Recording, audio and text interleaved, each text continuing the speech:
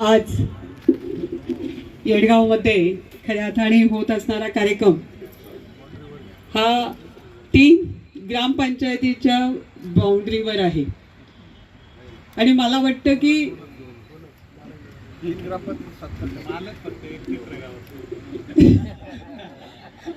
तर 2 गावांच्या बाउंड्रीवर म्हणजे नारंगाव आणि येडगाव बरोबर, परंतु 3 ग्रामपंचायतींचे सत्कार ठेवलेले आहेत.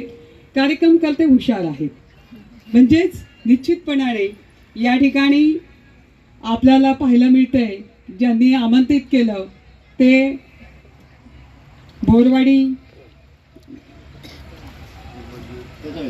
निर्मल सुभाष मुठ्ठा आणि आमचे पीके अण्णा कोकाटे राजपूतजी या मान्यवरांनी या ठिकाणी आपली जमीन आपलं घर आपल्या बजेटमध्ये, तर बजेटमध्ये म्हटल्यानंतर त्याचे रेट आहेत का काय मी आतमध्ये पाहत होती, कारण पुणे नाशिक हायवेला टच असणारं हे 11 ते 17 गुंठ्याच्या प्लॉट तुम्हाला दिले जातील.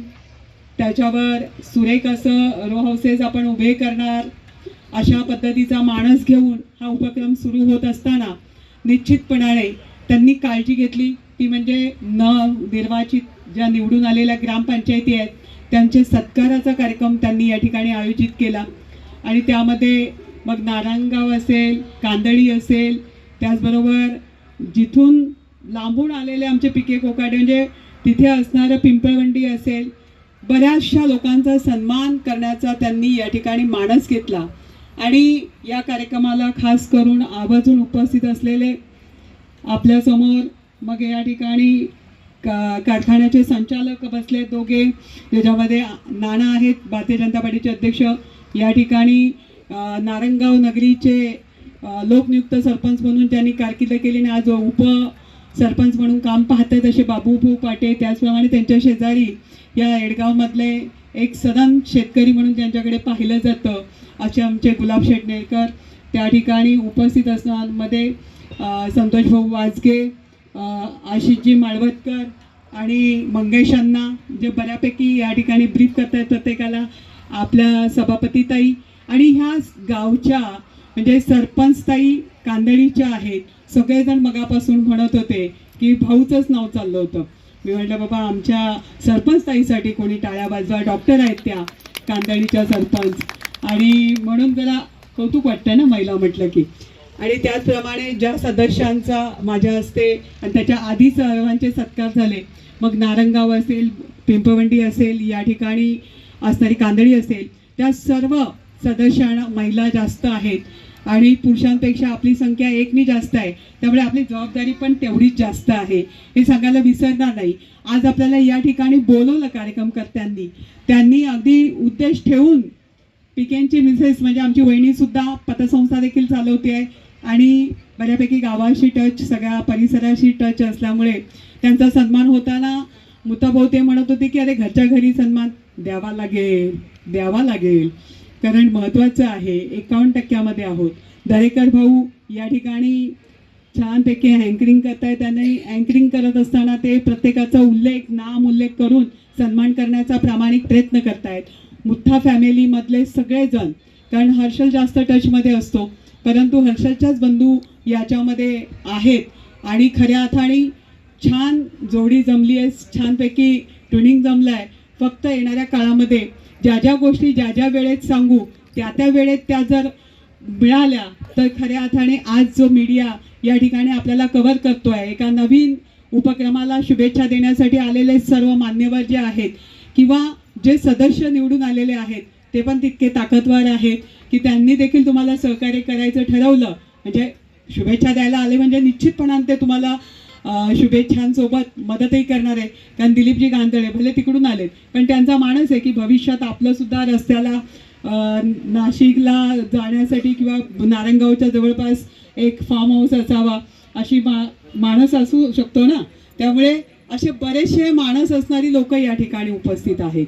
मे बी प्रत्येकाला वाटते की माझ्या स्वप्नातलं घर कसं असावं आणि ते प्रत्येकाने आपल्या स्वप्नात सजवलेलं असतं. मग फक्त मला तुम्हाला एकच गोष्ट सांगायची, वेळ जास्त नाहीये की हे जमिनीवरचं घर आहे, लक्षात घ्या. कारण मुंबईमध्ये 60-60 माळ्याचे 67 फ्लोअरचे आपण बिल्डिंगी पाहतो, 70-70 फ्लोअरपर्यंत गेले आहेत.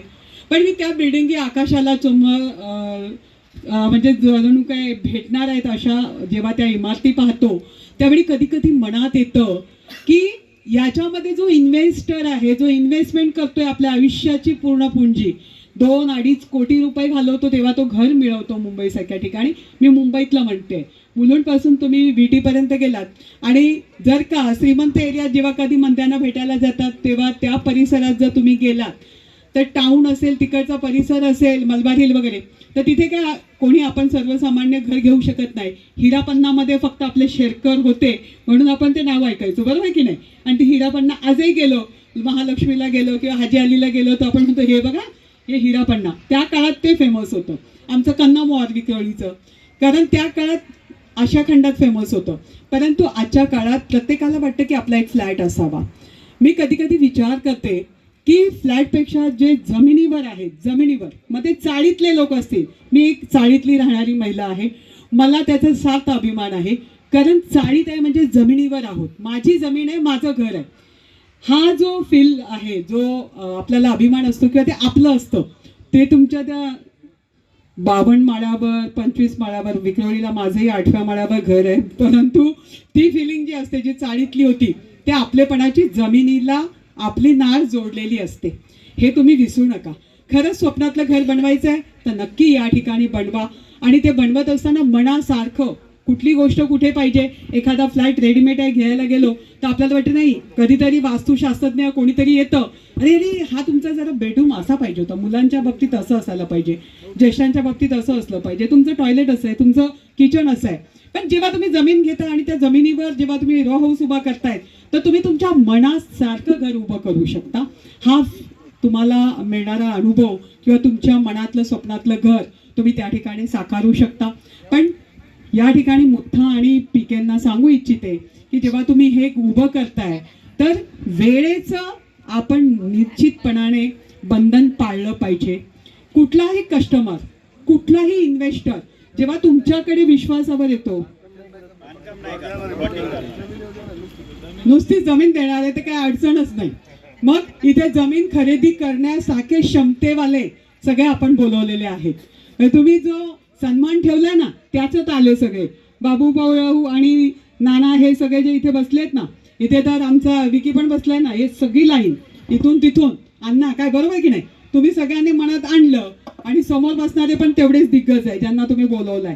या दिग्गज आणि आमच्या महिलेने ठरवलं तर मी आपली पुण्याला जाताना जाहिरात पाहत असते की घरावर प्रेम करणारी बायको म्हणून घ्यावं लागलं आहे की नाही. मग आता खिशाला जरा चट द्या आणि जमीन खरेदी आज करा, तिथे भविष्यात प्लॅनिंग करा आणि ते घर आपल्या मनासारखं बनवा. निश्चितपणाने आमच्या शुभेच्छा आहे. पण त्या शुभेच्छांसोबत तुम्हाला कुठल्याही प्रकारची अडचण आली तर निश्चित आपण ती आम्हाला सांगावी. आम्ही त्याच्यामध्ये आपल्याला सहकार्य करण्यासाठीच, मग नारायणगावचे सरपंच बसले आहेत, नाना बसले आहेत, या ठिकाणी सगळेजण तुमच्या पाठीशी आहेत. या ठिकाणी येडगावचे देखील बसलेले आहेत, ते देखील तुमच्या पाठीशी आहेत. आणि काही अडचण आली तर शेजारचं गाव आहेच, त्यामुळे कुठेच काही पिंपळवंडीमध्ये पण आहे नेतृत्व, त्यामुळे सगळ्यांनी ठरवलं तर काही अडचण नाही. परंतु घर बांधताना खरोखर मनासारखं घर बांधा. स्वप्नातलं घर घेण्यासाठी, त्या घर बनवण्यासाठी संधी मिळते आहे, ती देखील नाशिक नारंगाव आपण जे म्हणतो नाशिक हायवेला, तर निश्चितपणाने ती संधी डावलू नका आणि या संधीचा उपयोग करा. कारण भविष्यात आज आपण बघतो अरे इथे काहीच नाही, पण 2-4 वर्षांनी जातो तेव्हा म्हणतो अरे हा तर हे तर काहीच नव्हतं, इथे कसं काय हे सगळं खूप छान सिटी झाली आहे. शुभम सृष्टी पाहायला कोणी आलं तर तिथे सुद्धा म्हणतात, मंत्री आले, राज्याचे अध्यक्ष आले, बावनकुळे असतील, इथे महापौर असतील, ते सुद्धा म्हणाले की नारंगावमध्ये इतकं सुंदर, अगदी पुण्याला सुद्धा फिक्क पाडेल. आणि आपल्याला खरोखरच असा उपक्रम इथे सगळ्यांनी मिळून ठरवलं आणि चांगलं प्लॅनिंग केलं तर तुम्ही सगळेजण मिळून घेणारे करू शकता. घेणाऱ्यांना घेऊन झाल्यानंतर काही मदत लागली घर बनवताना तर निश्चितपणाने त्यांच्यासाठी सुद्धा आपल्या घरातली माणसं आहेत, आपली माणसं आहेत आणि आपल्यासाठीच करायचं असतं, ही भूमिका घेऊन आम्ही तुमच्याबरोबर राहू. या ठिकाणी दोन्ही, या ठिकाणी जितके पार्टनर तुम्ही असाल त्या सगळ्यांना शुभेच्छा तुमच्या उपक्रमाला. परंतु जुन्नरमध्ये मी 5ची वेळ दिली आहे, वाजलेत किती, ते लोक फार लांबून लांबून आलेले आहेत. म्हणून मी या ठिकाणी पुन्हा पुढचे कार्यक्रम चालू राहणार आहे. मला पुढे जाण्यासाठी आपण सर्वांनी रजा द्यावी. समस्व. जय हिंद, जय महाराष्ट्र, जय श्रीराम.